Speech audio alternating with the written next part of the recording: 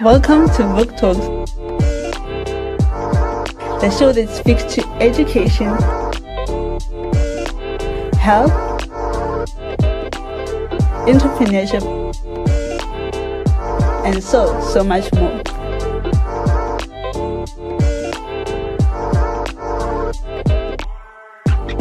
Welcome Zanzi to yet another uplifting episode of Vuk Talks. I am your host, and today in studio we have Tate Mika. Tate Mika, welcome to the show.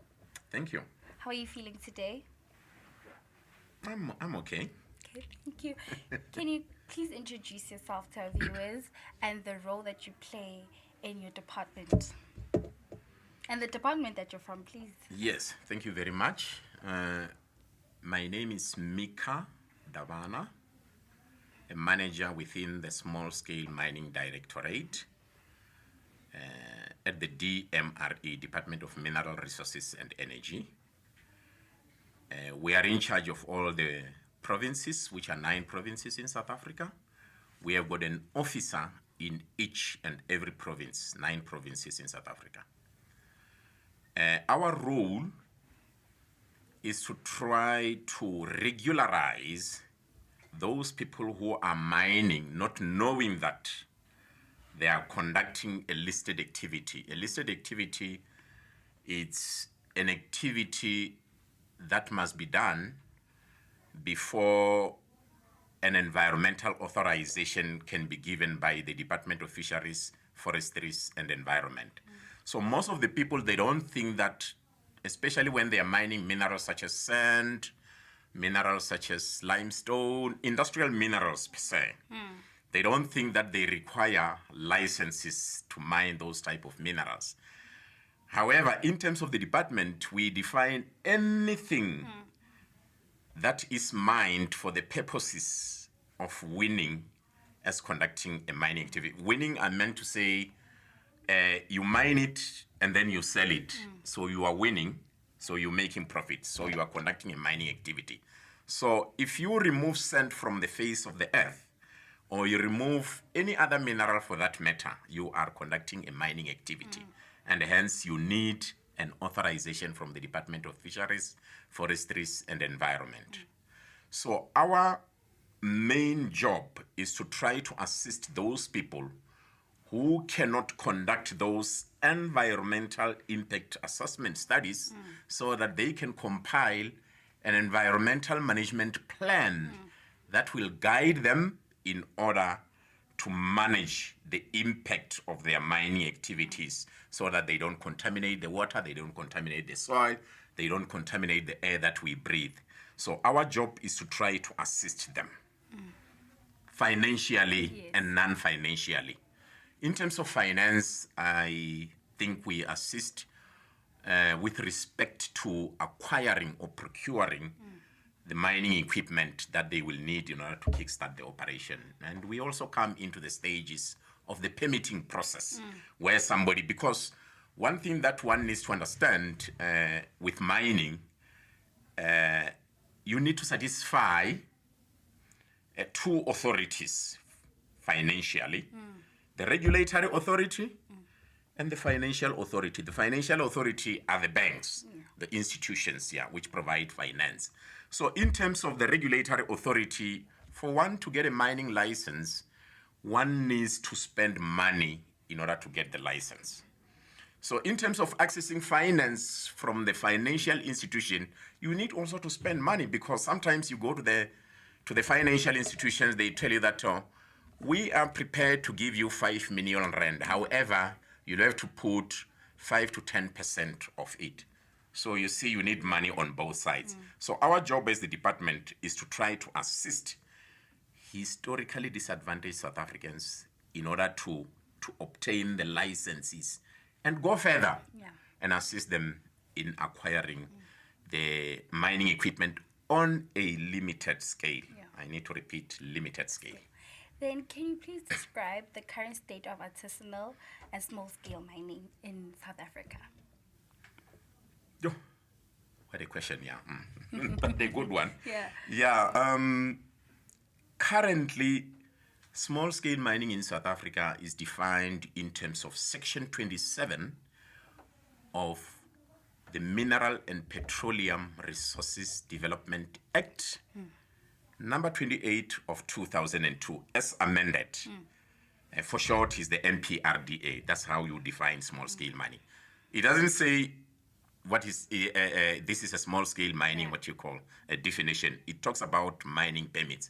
So the department had the idea in mind in 1994 when they took over to say that what is it that we can use in order to kickstart rural economic development. And they thought of mining because mining has been with us for hundreds of years, since the 1800s, up until today, is still happening. It's the economic the bedrock of South Africa's economy. So we thought that if we promote small-scale mining through legislation, because it was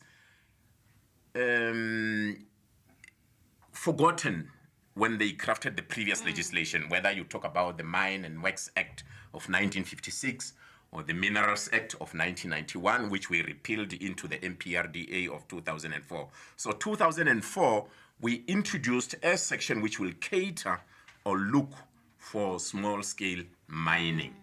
And our current small-scale miners are regulated through Section 27, which we find it a bit inadequate in a way, because it doesn't tell you the definition of a small-scale miner. It just said that anybody who wants to mine on a smaller scale can apply the licenses through Section 27 of the MPRDA. So the current state of small-scale mining in the country, I would say that it's not documented. We don't have a baseline study at the moment. We don't know how much contribution small-scale mining is making into the economy in terms of the GDP. We don't have the figures. There are no reports. And hence, we have commissioned the CETA for the mining industry, which is the MQA, the Mining Qualifications Authority, to conduct a baseline study so that we can know how many small-scale miners are there. Let me say artisanal and small-scale miners in the country. What is their production in terms of the numbers? How much money are they making in terms of paying taxes to the treasury? Currently, we don't have. And we have just started, and we hope that in the next 3 to 5 years, we would have a detailed picture of the current state of small-scale mining in South Africa. So now that there is no detail and no set way of doing it, how do people get into this industry? Do they need qualifications? Do they just start? How's that process? And if they do need a qualification, what kind of qualification they need? Yes, I would say that it's a yes and no answer. You can have a qualification in order to start a small-scale mining operation. You can start it without a relevant qualification. You can be a lawyer, you can be an economist. It's like running any other business. But however, those who have the relevant qualifications, like your diploma in mining, your degree in mining, your certificate in mining, stand a better chance of being successful to become small-scale miners or artisanal and small-scale miners. Then what are some of the challenges that are faced by miners, and how do you think that they can be addressed? They are varied and exhaustive. However, small-scale mining can be better placed within the SMME sector within the country. The small, micro, medium enterprise. The challenges are sort of like generic. The first one, which is unique to to the mining sector, is to have access to economically viable deposit. Small-scale miners are struggling to have that. And I think we've got the answer, because the minister last year has introduced a project which is referred to as a cadastral mining system, which will make this information to be available to the public. Currently, for you to be able to get access to information on what is available on this farm, what is available on that farm. You need to go to an individual relevant office within each province. If you want coal, you'll have to go to Mpumalanga. If you're looking for gold, you'll have to go to Klesdorp in the northwest. If you're looking for platinum and whatever, you'll have to go to Polokwane in Limpopo. So this creates a challenge because most of the people do not know where to get this information, especially to get access to economically viable deposit. The second one is generic, is finance, access to finance is difficult, and hence the DMRE has introduced a unit where they've had a seed capital, they've put a seed capital in order to assist these miners in terms of the finance. The third one, I would say, is the market. Most of the people, they don't know where to sell their products after they've mined them. And the third one, or the fourth one, is skills. Yeah, we have found that most of the people who come to the department looking for assistance, their skills are inadequate. And these are the challenges basically facing the small-scale mining sector. But then, don't they have, like, are they not posing a threat to all those big mining companies? Like, won't the competition be too tough for them? Or is it, like, already a market that is already, like, profitable for them? No. You see, the mineral industry, it's endowed with a lot of minerals, and they go into sizes. Micro, small, very small, and very big. So the big mines normally, they will be interested in big deposit, like the minerals that you find in the Witwatersrand gold deposit. Your coal, which is in Mpumalanga, your PGMs, platinum group metals, which is normally found from they call it the BIC, the Bushveld Igneous Complex, which starts from the northwest into Limpopo, into the Steelport area. Your diamond fields, your iron ore, which is in the Northern Cape, your manganese. So those are the deposits which fit the profile of big scale mining operations. However, you do have deposits which are very small, which for the big mining companies, it doesn't make sense. Yeah, they won't mine them. So those will be suitable. So everybody can survive here, both small, medium, and large-scale mining operations within the same environment, because they are small, they are medium deposit, they are large deposit. With small-scale miners don't even have enough capital, both human and financial, to prospect and define it and start to exploit or to develop it. So, however, they can, from the medium point, medium scale, or the medium tier mining, of which we don't have in South Africa, which most people refer to the Canadians and the Australians, the junior miners. Those people, they look for deposit, they drill and put a document together, a bankable document study, and sell it to the bigger companies, or they make joint partnership with bigger companies. So everybody has got a chance in this, what you call, in this sector, in order to what you call to survive. But then is it profitable for small-scale miners to be able to work hand-in-hand with those big mining companies?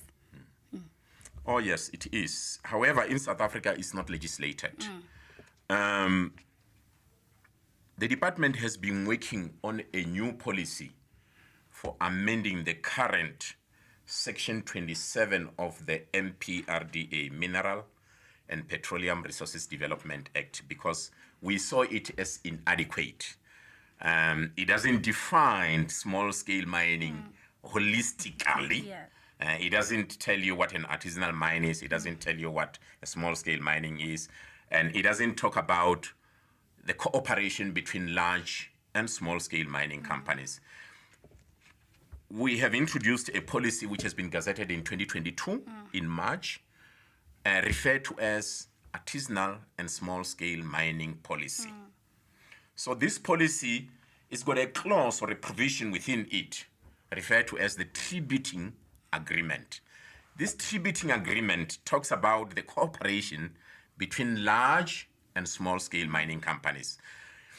if I have to break it down further, it means that small mining companies can work within the areas where the large mining companies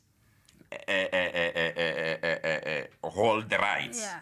Like within the mining right areas of large operations, you might find, but there is an area which can be given to small, which is different to the area where the mining companies is involved. So we have decided that this tributing agreement can come in the form of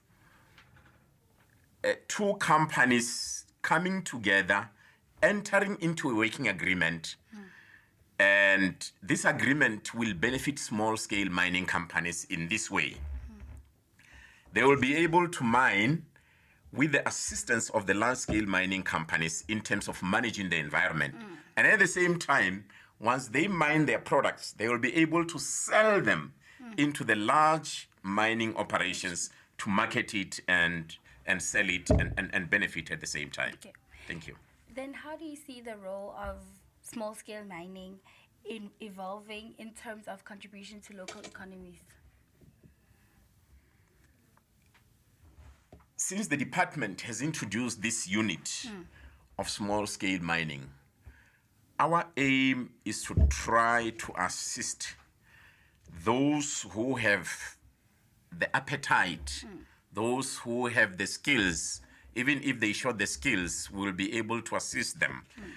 So once they get into us and then they go into permitting, they will be able to be trained. I mean, the most critical thing here is training.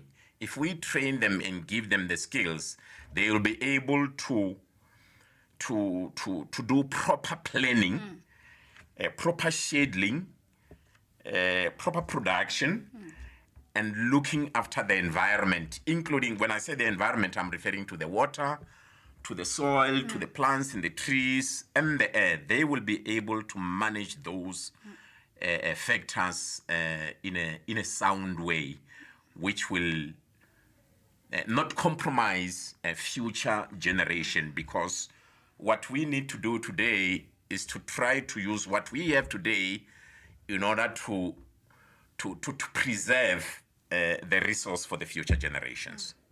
Then are there any new technologies and innovation that you think could improve the sufficiency and the sustainability of small-scale mining? Yes, I think that we do have. And what are they? We do have an institution which reports to the ministry, and there are several of those. But one institution in point is Mintech. I think most of the people have heard of Mintech. They are dealing with processing technologies, extracting the minerals from the ore, from that mixture of rock and the mineral that one is looking for. So they've introduced a technology some years back, which is referred to as the EGOLI process. That process, its aim is to try to eliminate the use of mercury. Everybody knows that mercury is very harmful to the health of people. Yeah, it damages your brain, your central nervous system. Yeah, so Mintech has introduced a technology referred to as EGOLI process, which doesn't include mercury. It uses hydrogen chloride, in order to extract gold from that ore before you can process it further. So there are several of those technologies which have been developed by Mintech, which is a parastatal of the DMRE. It reports to the Minister of Mineral Resources and Energy. So as a department, we work hand in hand with Mintech. We work hand in hand with the CITA Mining, which is the MQA, Mining Qualifications Authority, in terms of training and skilling these people with basic mining method, basic survey, basic geology, basic finance, basic business management, so that they can be able to run this business efficiently and effectively. We also have other partners besides the parastatals that we are working with in order to develop this sector and make it a vibrant, what you call, subsector within the mining sector. Then are there any other environmental concerns that small-scale miners should be worried, and how can they be reduced? Oh, yes. When it comes to environment, the problems that we encounter is cumulative. You know, you take 1, you take 2, you take 3, you take 4, and they are next to each other. And they are mining with no proper mining methods and no environmental management plan. The impact that you have there, because you see, if you are not trained and you start mining, especially, let me give you an example about the diamond diggers. Diamond diggers, when they search for gold, he will scratch here. I say, there's no diamond. He doesn't rehabilitate, he doesn't fix it. He moves over to the next point and say, let me scratch there, maybe I might find something. He doesn't find it.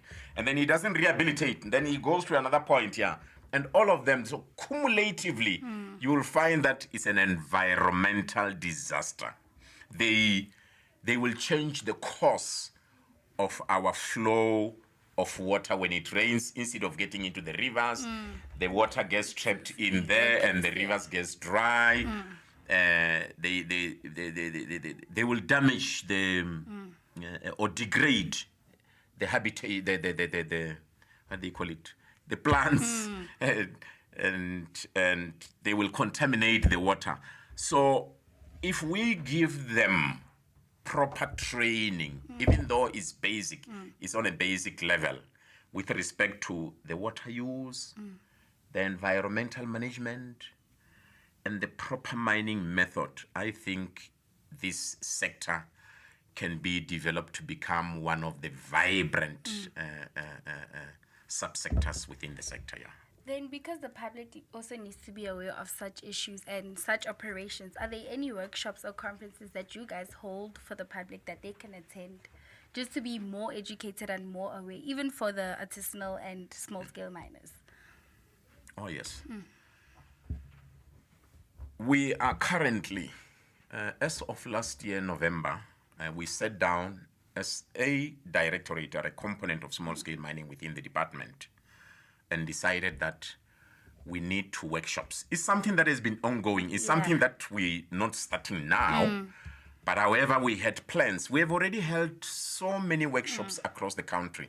But because the country is so large, we can't reach everyone, corner of everyone. However, currently, we have got workshops that are planned starting from February up until March. Each province must have done at least 2 to 4 workshops at the minimum. 2 to 4 workshops at the minimum, And it will be again about creating awareness and giving them information about how the mining industry works and where to get this, because the information about mining, it's catered. You find it there, you want the title deeds because it's a requirement to obtain a license. It's at the deeds office, and you want to conduct an environmental assessment studies, you need to get a consultant. You need to draw a map where you're going to mine, which is referred to as a sketch plan, regulation 2.2 in terms of the MPRDA. You need to get a surveyor. So the information is scattered there and there. So we can be able to put that information together and say, these are the requirements that one needs if one needs to obtain a license for mining. So within that workshop, I think that information will be shared. Then where can people get the information on where to attend these places? Do you have a website, any social media accounts that you can share with us, just so that people know where they can just check more information there? Oh, yes. The information can be obtained from the regional office. Physically, one can directly go into our regional offices. The department has got about 9 regional offices and some satellites, like the Northern Cape, for example. You have got an office in Kimberley, and a satellite office in Springbok. The Northwest, we have got a regional, the main office, which is regional, is at Klerksdorp, and the satellite office is in Rustenburg, in Gauteng, and so forth. And so you can go through the internet. We have got a website, which is www.dmrecurrently.government.za, because we're going to split. By end of March this year, we're going to have 2 departments. No more Department of Mineral Resources and Energy. We're going to have Department of Mineral and Petroleum Resources and the Department of Energy and Electricity. So I hope the website will change. But currently, we're still using DMRE. It's www.dmre.government.za. So the information can be obtained from there, yeah. Then how can women be better involved and empowered to be in the industry? Women. Good question.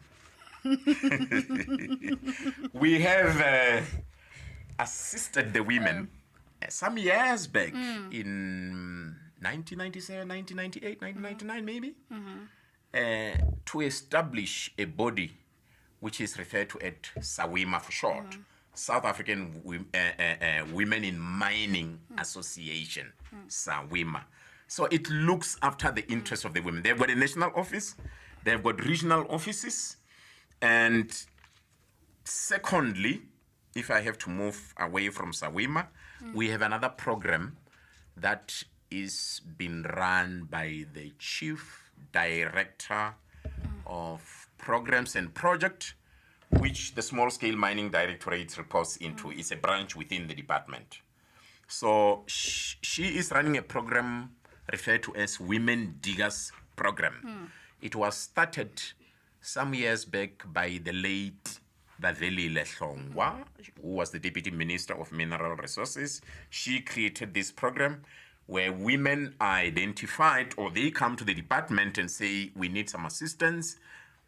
They get what we call theoretical training, and then it is coupled with practical training. And this is done through the Mining Qualifications Authority, which is a SETA for the mining sector. It's still a parastatal for the minister. It reports to the minister. So they work hand in hand with us. Together with Mintech, Mintech organizes the practical part of it in the mining industry. When they finish, then they will be on par with others who have gone to school, and they can make their applications by themselves. Okay. So it's SAWIMA, it's Women Diggers Program, which is within the department. Okay. Then can they also get that information on the website, or do they still need to go the same way, but by Kodi branchings or stop, or they can just most of the information is found within our website and through our offices. Remember, I said SAWIMA has got is a national body, and they've got regional offices, and we can provide that on our website. And I think it is there. But if you go to www. or you just say SAWIMA on the Google, South Africa, I think it will give you that information. Then recently there's a surge of Dizamazama. How how do you think the government can work with private stakeholders to be able to combat this, issue that's going on with Dizamazama? It's a very difficult one. Zamazama, the DMRE referred to as a criminal activity and nothing else. Because those people, they know that they are well aware that they need licenses, but instead they choose not to go to the DMR because they think that they won't be able to meet the requirements of the DMR for one to obtain a license. So they decide to take a shortcut to go into what we call derelict and abandoned mines, including the open cast mines here. And mine intentionally, knowing that they are conducting an illegal. So I don't think it falls within the jurisdiction of the DMRE. It falls within the jurisdiction of the Minister of South African Police Services. So it's a criminal activity. That's how we define it. And it needs to be looked at in that, what you call, in that fashion. Then many people do, like, take these zamazama as those men who go down and work as miners. How do you guys work with their boss? They're Yes. not just themselves, they Yeah. are working for somebody else. Yes. How can the government work alongside with stakeholders to be able to at least batho bao ba tlogele go berekela batho ba le illegally and work at least just so that they can get jobs? How does that work? Because I don't think that they are the main problem. The main problem ke di bosses tse tsa bone tse ko godimo. Yeah, the problem goes deeper than most of the people think. This is a very well organized syndicate. And they go into levels or into classes. We have got those who are referred to as diggers, and the second levels who are referred to as bosses or sheet bosses or the gangs, and then we have got the processors. Then we have got the sellers inside the country regionally. And then we have got international, what you call exporters, importers and exporters, or the buyers. So it's a very well organized syndicate which needs the resources of the criminal justice system, such as there is something that has been done some few years back. I think it goes back to 2007. A body was established referred to as the National Mining and Strategic Coordinating Committee, where you have got various departments working together in order to combat the issue of legal mining. Within that, you have got NICOC, you have got the Hawks, you have got the SIU, you have got SAPS, you have got the Criminal Intelligence, you have got the DMRA. So they are working together as a team in order to combat this this criminal syndicate that is well organized, because it's not only the zamazamas that we see on the face that are part of these illegal mining activities. You have got very big guys who are at the top, very legal companies, refiners, but I wouldn't say which one, which are involved in terms of importing and exporting or sale of what you call of those minerals. So that one, I leave it under the NMSCT team, in order to deal with that, So those illegal, well, it's the products are not illegal, but okay, they could be classified as illegal because we collected this amount of diamonds.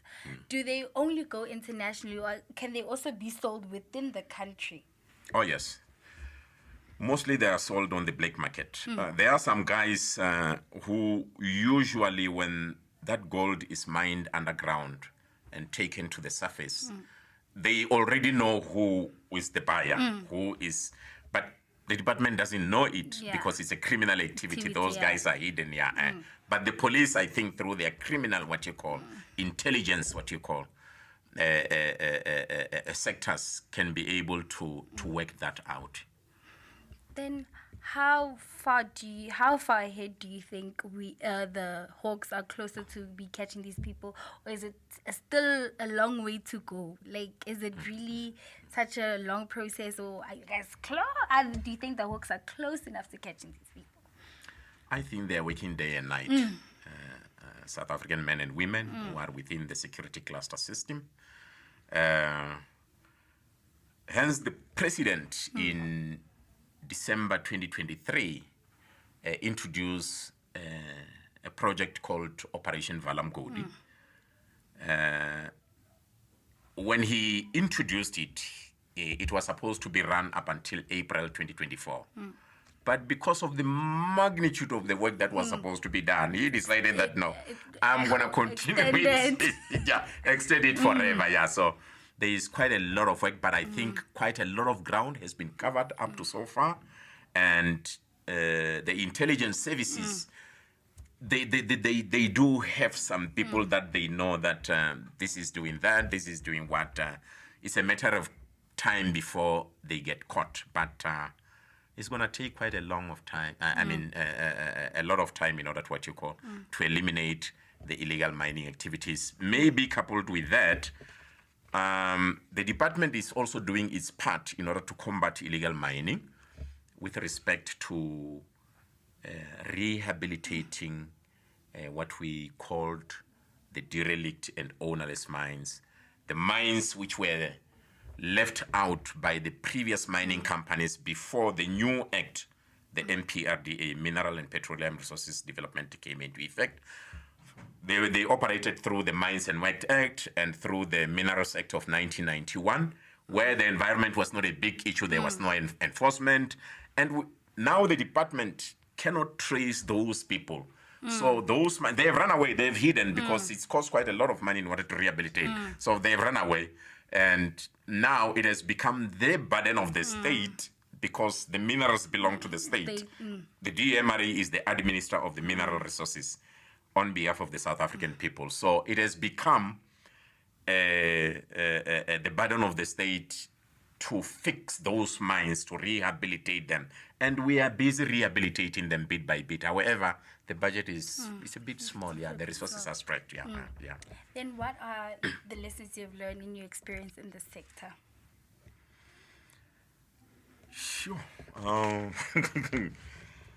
Small scale mining, in terms of the lessons that I have learned, is that most of the people who get into this industry mostly have been pushed there by poverty, let me put it that way.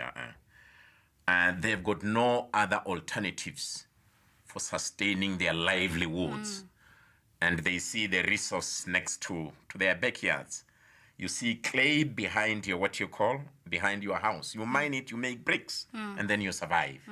So most of the people who are into this sector, by far the majority, I don't want to mention the number, they've been pushed there by poverty.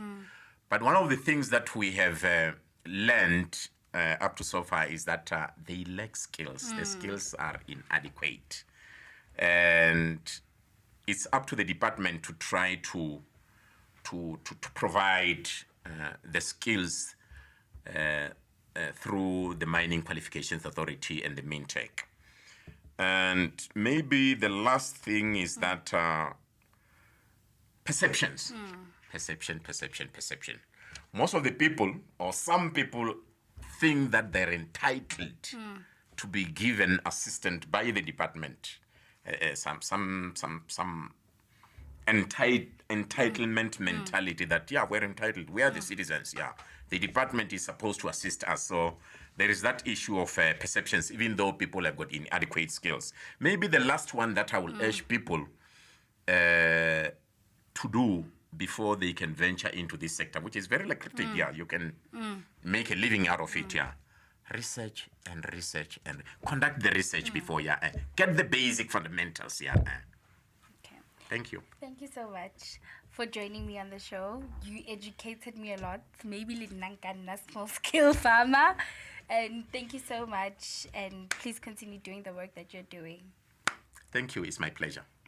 Zanzi, thank you for tuning in to yet another amplifying episode of Vuk Talks. See you next week. Thank you.